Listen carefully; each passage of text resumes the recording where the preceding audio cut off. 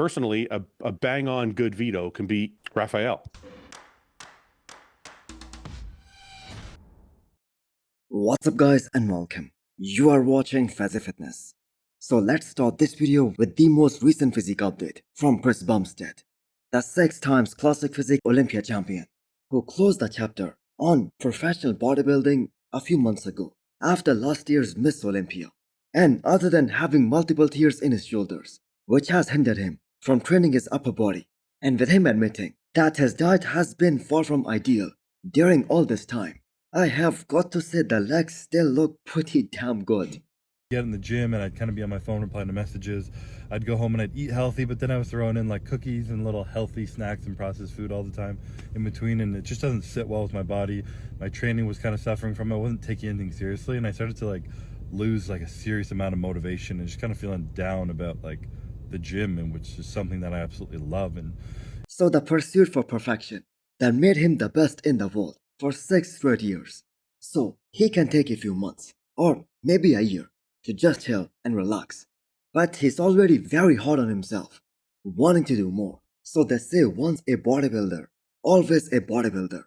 And this cannot be more accurate, especially in this case, because Chris Bumstead, he retired at such a young age. He could have competed for maybe another 4 to 5 years and win 10 classic physique Olympia titles. Pretty serious tear, 3 serious tears on my supraspinatus, subscapularis, and my labrum. So my shoulder's pretty fucked up. But he chose to walk away at what he thought was the perfect time. And I'm gonna say rightfully so, because he was getting so many injuries. So Cbum's popularity absolutely peaked when he was prepping for Prague Pro last year for the men's open class, as that was a new challenge for him.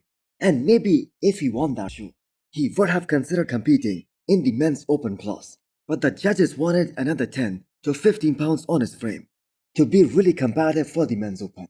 But the man still retired as a legend. He was able to beat Sean Carida and many other very good bodybuilders like Horsemdi, and he was able to give Martin Fitzwater a run for his money. So just imagine for a second, if classic physique wasn't introduced back in 2016 and Chris had to start his career in the men's open bodybuilding, he would have definitely placed in the top 10, even in the men's open. Or who knows, maybe even in the top 6. And we have to keep in mind, in that scenario, Chris Bumstead would have gotten bigger, would have grown, and we have no idea what his ceiling would have been. So what made him so classic was his small joints, wide clavicles, and a very small waistline. And that is why the man absolutely dominated that division.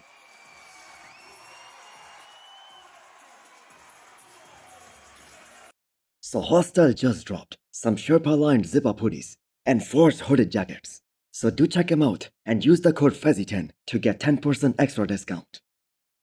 So did Carlos Thomas Jr. just switched coaches after placing 8th at his first ever Arnold, Ohio? The thing is, it isn't even about the placings. Carlos just wasn't conditioned enough for the second biggest bodybuilding show in the world. He obviously needed more dieting, and that is a big miscalculation on the part of his coach. So Chris Cormier, in the latest episode of the Menace podcast, he dropped this news that Carlos is now working with a different coach. Now if that news is true, that means no more Patrick Tour and Carlos together. And Carlos Thomas Jr. is doing it, and he's changed coaches. And that show is coming up. When is that show coming up? It's on the 28th, is it? End of this month. So was that the right idea, dropping your coach after just one show together? Well, only time will tell. So Carlos is doing this upcoming Detroit Pro, which is happening in 2 weeks' time. And the logic here says that he's supposed to improve just because he's going to be spending 4 more weeks of dieting. And that should 100% allow him to showcase more detail and more depth on the stage.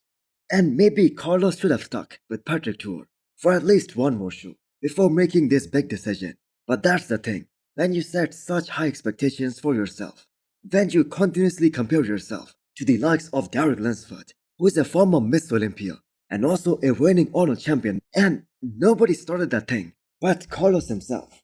And then when you place way below your own expectations, then that must have hurt, and that must have been a very hard pill to swallow. And if you guys have followed Carlos' journey throughout the prep, he was suffering pretty damn hard to get truly shredded. So do you guys think switching from Patrick Tour, that is the right move?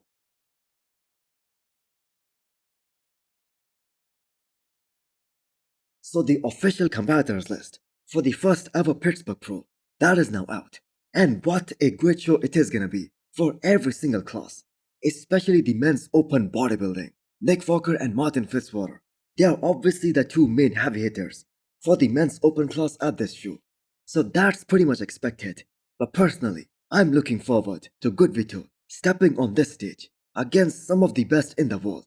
And we are literally talking about 4 guys who have been top 10 at the Olympia many times, like Nick, William Bonac.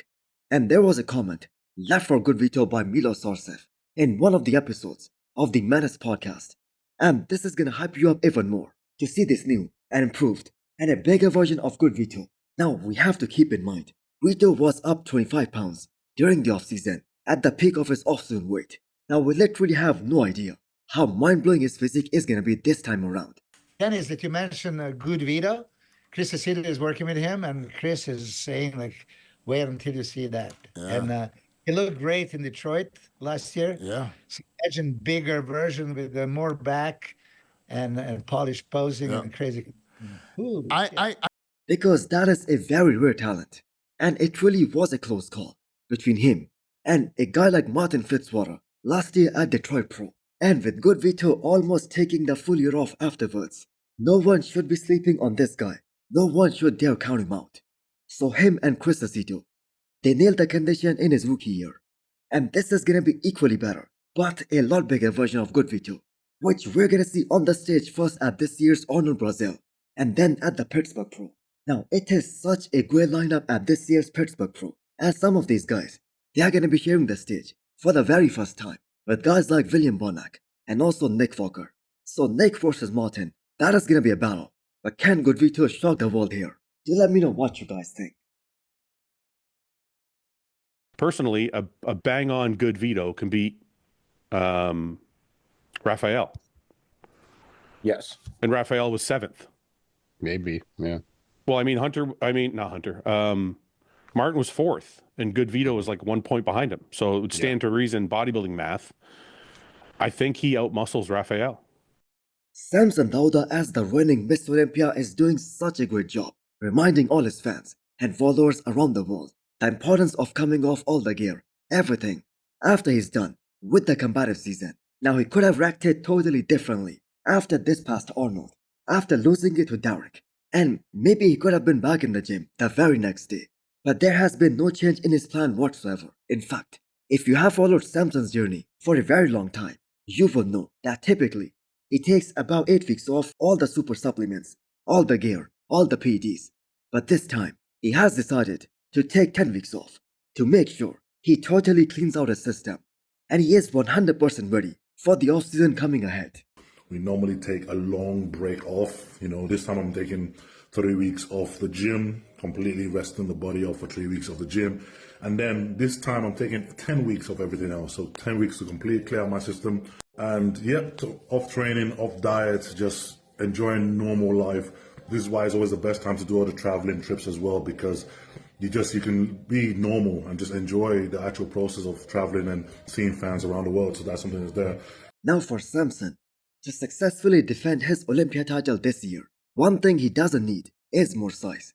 He has already got plenty of size, plenty of muscle. He's already one of the biggest guys on the stage. So the way Samson came back for the Arnold finals, his midsection was a lot tighter, tan was way better, posing was more aggressive, and that is the combination that Samson needs in order to win the Olympia for the second time in his career. Now as of right now, he's being Miss Olympia, which means traveling around the world and promoting the sport around the different parts of the world. Now, again, did Samson Dauda made a mistake by committing to doing this year's Arnold? I guess not. He got a clear-cut answer from the judges that they still want to see him improve his condition, and that is gonna be the main focus going into this year's Miss Olympia.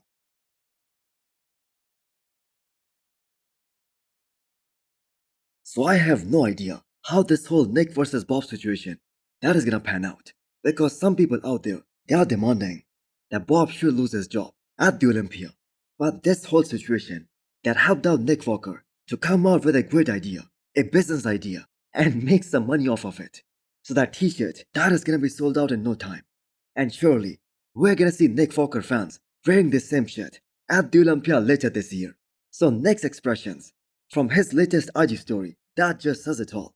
It's crazy that Nick passed all these comments about Martin Fitzwater during the last few weeks, and many of us thought that Nick versus Martin, that is gonna be the top social media banter leading into this year's Pittsburgh Pro. And definitely none of us thought that Nick versus Bob, that is gonna trend all over the social media. Everybody getting a slice of the humble pie. Now that is a brilliant marketing move by Nick Walker, and he's doing such a good job at it, advertising it so well. So hit the thumbs up button if you liked the video, and smash the subscribe button if you wanna come back for more. Thanks for watching.